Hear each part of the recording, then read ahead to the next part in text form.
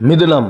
இந்த மிதுன ராசியை பொறுத்த வரைக்கும் உங்களின் அருமையை யாரும் புரிந்து கொள்ளாமல் மண்ணில் புதைக்கப்பட்ட விதைகளாக உங்களை கருதுவார்கள். ஆனால் ஒரு விதை மண்ணில் புதைந்தால் அது நிச்சயமாக விருட்சமாய் மாறியே தீரும். அதை போல மிதுனம் எதிர்காலத்தில் மிகப்பெரிய அளவில் உயர்ந்தே தீரும். அதில் எந்தவித மாற்று கருத்துமே கிடையாது. இந்த 2025 வரக்கூடிய குரு பெயர்ச்சியும் இந்த மார்ச் மாதத்தில் நடக்கக்கூடிய சனி பெயர்ச்சியும் மிகப்பெரிய அளவில் மிதுனத்தை வாழ்வில் உயரத்தை நோக்கி கொண்டு செல்லும்.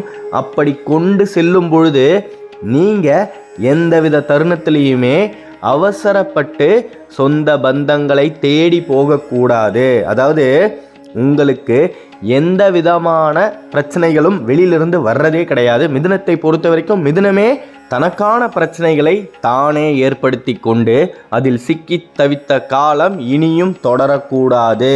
மிகப்பெரிய அளவில் பிறரிடமிருந்து, அதாவது அந்நியர்களால் உங்களுக்கு எதிர்ப்பே வராது. இனி நீங்கள் எடுக்கக்கூடிய முயற்சிகளுக்கு எந்த தடைகளும் நிச்சயமாக ஏற்படாது.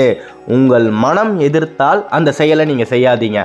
அந்த இடத்துல சனி பகவான் அவருடைய வேலையை தொடங்குவார். நீங்கள் ஏதோ ஒரு காரியத்தை நோக்கி நகரும் பொழுது அதற்கு தடையாய் இது நாள் வரைக்கும் எத்தனையோ பேர் வந்திருப்பாங்க.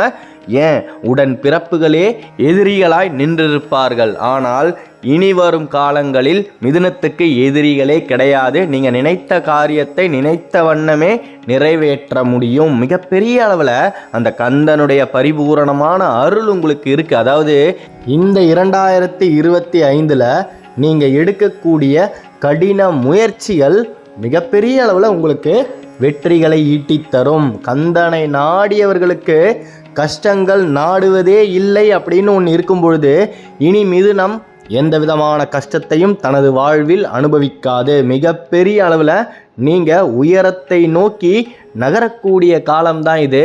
இனி எந்த விதமான தடைகளும் உங்களுடைய வாழ்வில் இருக்கவே இருக்காது. கடந்த 10 ஆண்டுகளாகவே நிறைய தடைகள், நிறைய தோல்விகள், அதாவது வெளியே சொல்ல முடியாத அளவுக்கு கஷ்டங்களை சுமந்து இருக்கலாம். அந்த கஷ்டங்கள் அனைத்துமே உங்களை விட்டு இந்த 2025 முதல் நிச்சயமாக விலகியே தீரும். மிதுனம் ஒரு மிகப்பெரிய அளவில் ஒரு படி மேலே நிச்சயமாக உயர்ந்தே தீரும். நீங்கள் செய்ய வேண்டியது ஒன்று மட்டும்தான். அதாவது மிதுனத்தில் இருக்கக்கூடிய 60% அன்பர்களுக்கு ஒரு மிகப்பெரிய பயம் மனசில் இருந்துக்கிட்டே இருக்குது. என்னென்னா, நமக்கு யாரோ பில்லி சூனியம் வச்சிட்டாங்க, அதனால தான் நம்முடைய வாழ்க்கை முன்னேறவே மாட்டேங்குது, நாம் எந்த முயற்சி எடுத்தாலுமே சறுக்கி விழுந்துக்கிட்டு இருக்கிறோம் அப்படின்னு. தயவு செய்து ஒன்று நல்லா புரிஞ்சுக்கோங்க. கந்தனை நாடுனீங்க அப்படின்னா எந்த விதமான கஷ்டங்களும் உங்களை நாடவே நாடாது. அதாவது அந்த சரவண பவனின் வேலுக்கு அப்பேற்பட்ட ஒரு மகிமை இருக்குது. உண்மையாகவே யாரோ உங்களுக்கு ஒரு துர்செயலை செய்ததாகவே இருக்கட்டும், நீங்கள் செவ்வாய்க்கிழமை தோறும் முருகனின் ஆலயத்துக்கு போங்க. அப்படி போகும் பொழுது இந்த ஒரு வேல்மாறலை உங்களின் இல்லத்திலிருந்து நீங்கள் புறப்பட்டதுமே உச்சரித்து கொண்டே போகணும். ஆலயத்தை சென்று அந்த கர்ப்ப கிரகத்தில் சரவண பவனை தரிசிக்கும் வரைக்கும் நீங்கள் இந்த வேல்மாறலை மட்டுமே தான் உச்சரிச்சுக்கிட்டே இருக்கணும். துதிக்கும் அடியவர்க்கொருவர் கெடுக்க நினைக்கின்றவரின் குலத்தை முதலறுக்கலையும் எனக்கோர் துணையாகும். இதனுடைய அர்த்தம் யாதெனில், அந்த சண்முகநாதனை மனதார துதிக்கக்கூடிய பக்தர்களுக்கு யாராவது கெடுதலோ இல்லை கெடுதல் நினைக்கணும் அப்படின்னு நினைச்சாலே சரி, அந்த சண்முகநாதனின் வேல் அவர்களை மட்டுமல்லாமல் அவர்களின் குலத்தையே அடியோடு வேரோடு அழித்துவிடும் அப்படின்றது தான். அப்படி இருக்கும் பொழுது இனி எந்த விதமான பில்லி சூன்யங்களும் மிதுனத்தை அணுகாது. மிதுனத்துக்கு எப்பேற்பட்ட ஒரு கெட்ட சக்தியாலும் எந்த விதமான கெடுதல்களும் அறவே நடக்காது. நம்பிக்கையோடு இருங்க. நீங்கள் அனுபவித்த துரோகங்களுக்கு மிகப்பெரிய பலன்கள் கிடைக்கப் போகுது.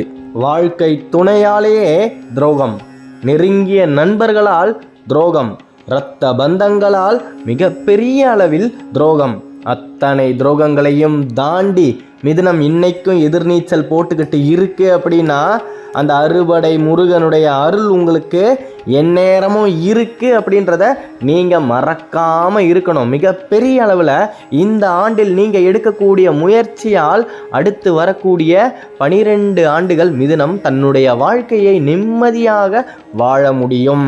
இனி எந்த விதமான தடைகளும் உங்களுக்கு இருக்கவே இருக்காது.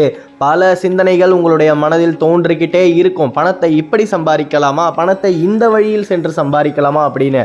இந்த நேரத்தில் நீங்கள் எந்த முடிவை எடுத்தாலும் அந்த முடிவால் உங்களுக்கு கிடைப்பது வெற்றி மட்டுமே. இனி எந்த ஒரு தருணத்திலும் மிதுனம் பின் வாங்காது. தனது வாழ்வில் இது நாள் வரைக்குமே பலவிதமான சூழ்நிலையில் இந்த இடத்துல இருந்து பின் வாங்கிடலாம், இது நமக்கு எந்த விதத்திலையுமே சரியாக இருக்காது அப்படின்னு உங்களை நீங்களே தாழ்த்தி கொண்டு மிகப்பெரிய வாய்ப்புகளை தவற விட்டு இருக்கிறீங்க. அந்த நிலை இனியும் தொடராது. மிதுனம் பல வருஷத்துக்கு முன்னாடியே மிகப்பெரிய ஒரு பேரழிவை சந்திச்சுது. அதுலேயே நீங்கள் மண்ணோட மண்ணாக மக்கி போயிடணும் அப்படின்னு நிறைய பேர் எதிர்பார்த்தாங்க. அன்று மண்ணில் விதையாய் விழுந்த மிதுனம் நிச்சயமாக எதிர்காலத்தில் விருட்சமாய் முளைத்தே தீரும். அதில் எந்த விதமான மாற்று கருத்துமே கிடையாது.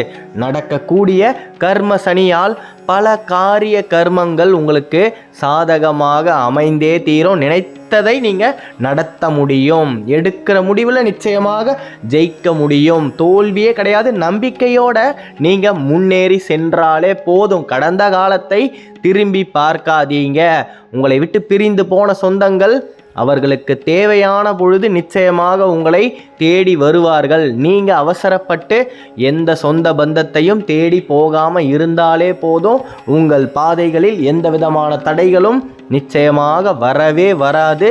செவ்வாய்க்கிழமை தோறும் உங்களுடைய இல்லத்திற்கு பக்கத்திலேயே இருக்கக்கூடிய ஏதாவது ஒரு முருகனின் ஆலயத்திற்கு நீங்கள் இந்த வேல்மாறலை மனதில் சுமந்துக்கிட்டே போகணும்.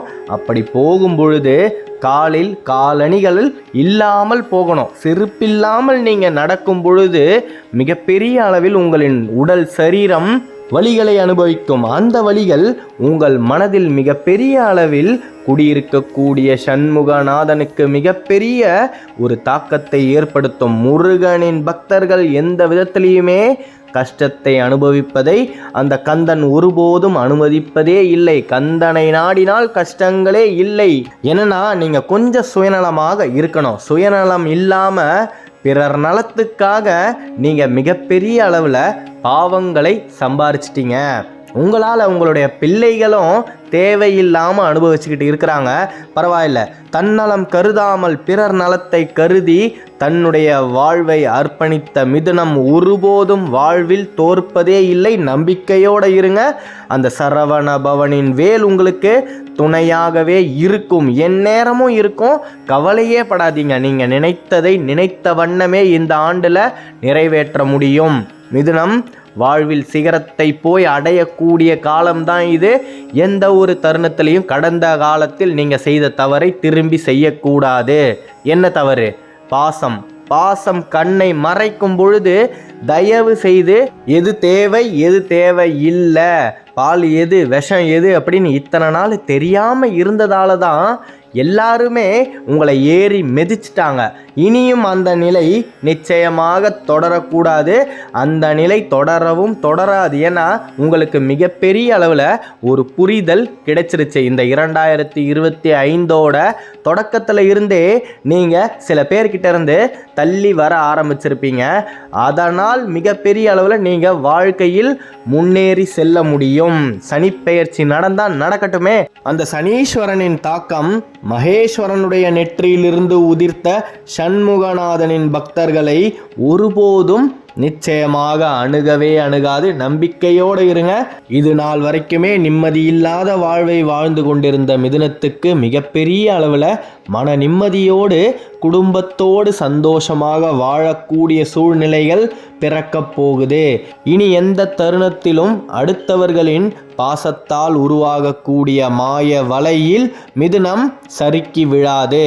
மிகப்பெரிய அளவில் மிதுனத்துடன் காக்கும் கடவுளாகிய கந்த கடவுளின் வேல் உறுதுணையாக நிற்கப் போகுது. நம்பிக்கையோடு இருங்க. நல்லதே நடக்கும். அடுத்த காணொளியில் விரைவில் சந்திப்போம். மிதுன ராசியை பற்றி நீங்கள் தொடர்ந்து தெரிஞ்சுக்கணும் அப்படின்னா இந்த சேனலை சப்ஸ்கிரைப் பண்ணிக்கோங்க. கருவாய் உயிராய் கதியாய் விதியாய் குருவாய் வருவாய் அருள்வாய் குகனே.